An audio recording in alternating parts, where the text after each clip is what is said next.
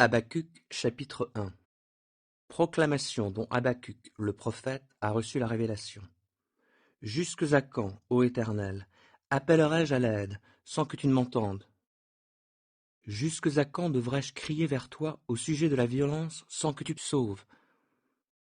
Pourquoi me fais-tu voir de telles injustices? Comment peux-tu te contenter d'observer les méfaits qui se commettent? Je ne vois devant moi que ravages et violence. Il y a des querelles et des conflits surgissent.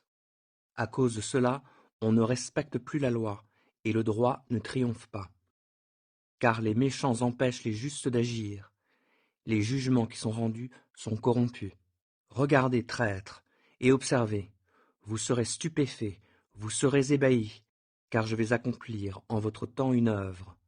Vous ne le croiriez pas si on vous en parlait. Je vais faire venir les Chaldéens, peuple féroce et déchaîné, qui parcourt les étendues de la terre pour prendre possession des demeures d'autrui. Il est terrible et redoutable, il impose lui-même son droit et son pouvoir. Ses chevaux sont agiles, plus que des léopards, et ils ont du mordant, plus que les loups du soir. Ses coursiers se déploient, ils arrivent de loin, ils volent comme l'aigle lorsqu'ils font sur sa proie. Oui, les voilà qui viennent, tous adonnés à la violence. Le visage tendu, ils foncent en avant. Voilà les prisonniers rassemblés, innombrables comme les grains de sable. Partout, ce peuple traite les rois avec mépris. Et il se rit des princes, il se rit de toutes leurs forteresses. Il élève contre elles des terrasses de siège et s'en empare. Puis il change d'avis et il passe plus loin. Il se charge de crimes, lui qui voue sa force à son Dieu. N'es-tu pas depuis l'origine, ô Éternel? Tu es mon Dieu, mon saint, tu ne meurs pas. Ô Éternel, toi le rocher, c'est pour exécuter le jugement que tu as suscité ce peuple, et tu l'as rendu fort pour qu'il soit l'instrument du châtiment. Tes yeux sont bien trop purs pour supporter la vue du mal. Tu ne peux accepter de voir des méfaits se commettre. Pourquoi supportes-tu la vue des traîtres? Pourquoi gardes-tu le silence quand l'impie engloutit un plus juste que lui? Tu traites les humains tout comme des poissons, ou comme des bestioles qui sont sans maître. Car le Chaldéen les prend tous à l'hameçon, il les drague dans son filet et les entasse dans sa nasse. Alors il se réjouit et il exulte.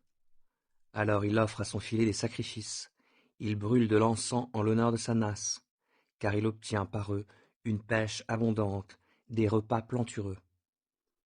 Continuera-t-il donc toujours à dégainer son glaive pour égorger les autres peuples sans aucune pitié? Habacuc 2. Je me tiendrai à mon poste de garde, je resterai debout sur le fort du guetteur, et je guetterai pour savoir ce que Dieu me dira, ce que je répondrai à ma protestation. Et l'Éternel me répondit. Écris cette révélation et grave-la sur les tablettes, de sorte que chaque lecteur la lise couramment, car c'est une révélation qui porte sur un temps fixé, qui parle de la fin et n'est pas mensongère. Si l'Éternel paraît tarder, attends-le patiemment, car il vient sûrement, il ne tardera pas. Si quelqu'un flanche, il n'est pas droit de cœur, mais le juste vivra grâce à sa foi. En effet, la richesse décevra le guerrier orgueilleux, et il ne subsistera pas, lui qui, tel le séjour des morts, ouvre une large bouche, et qui, comme la mort, n'est jamais rassasié.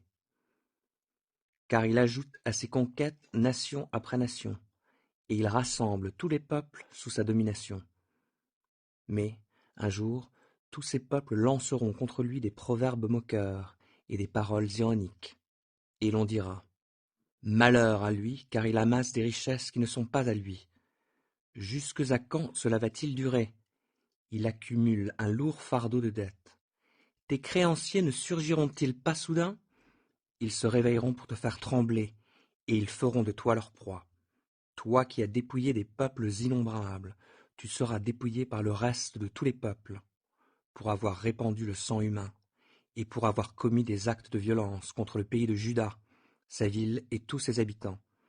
Malheur à qui amasse un profit malhonnête pour toute sa famille, et cherche ainsi à établir son nid sur les hauteurs pour le mettre à l'abri de tout malheur. Oui, c'est le déshonneur de ton propre royaume que tu as préparé. en détruisant de nombreux peuples, tu t'es fait du tort à toi-même. Car du sein des murailles, les pierres vont crier, de la charpente, les poutres leur feront écho.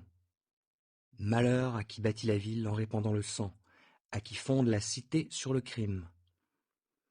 Quand les peuples travaillent pour ce qui périt par le feu, et quand les nations s'éreintent pour rien, cela ne vient-il pas de l'Éternel, du Seigneur des armées célestes?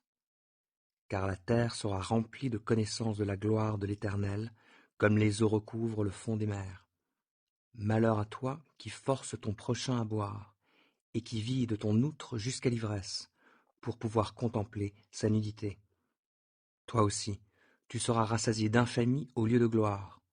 Toi aussi, tu boiras, et puis l'on te mettra à nu pour découvrir ton incirconcision. Ton tour viendra de boire la coupe de colère que l'Éternel te tendra de sa droite. Le déshonneur recouvrira ta gloire. Tu seras submergé par la violence que tu as exercée contre la forêt du Liban. Le massacre des animaux retombera sur toi pour t'écraser, car tu as répandu le sang humain. Tu as commis des actes de violence contre le pays de Juda, sa ville et tous ses habitants.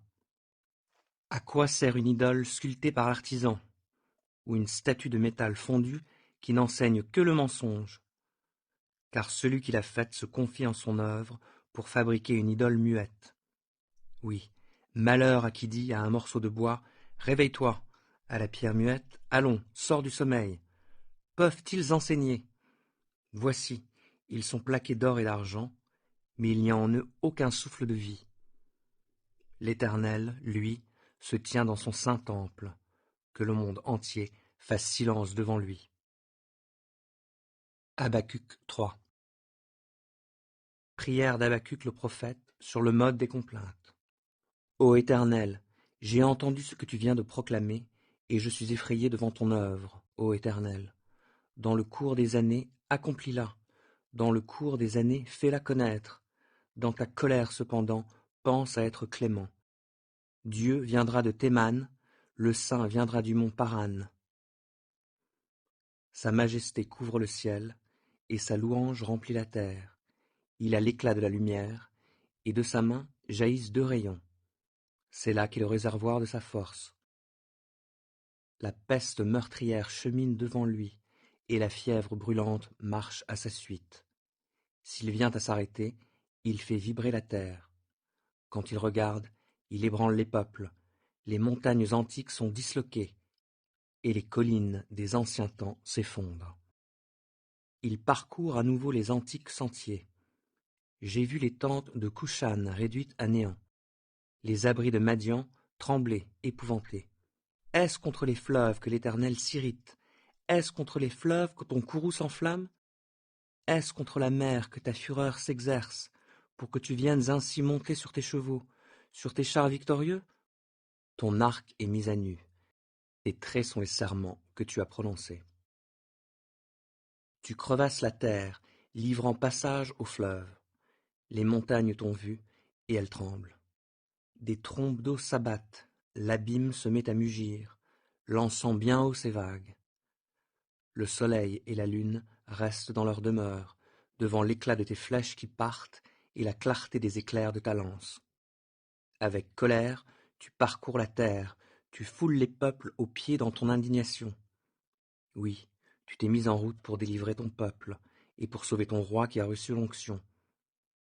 Tu as décapité la maison du méchant, et tu l'as démolie de fond en comble.